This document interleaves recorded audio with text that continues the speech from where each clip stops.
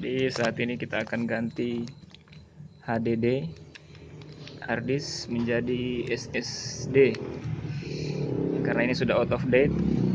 Jadi orang sekarang pakai di upgrade jadi SSD. Oke.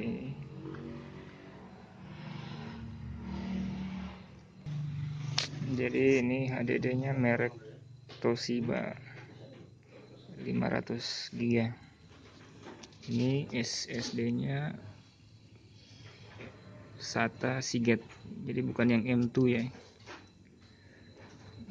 Kalau M2 kebetulan laptop ini belum punya slot untuk M2, jadi pakai SATA.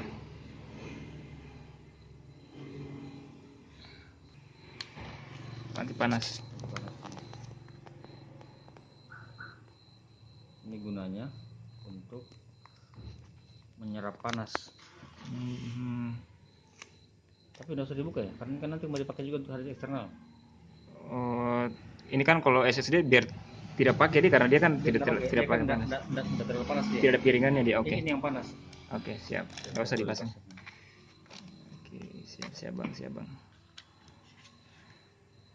Jadi untuk sementara, oke, sementara kita upgrade hard disk dulu. Nanti kedepannya baru RAM-nya dan VGA-nya.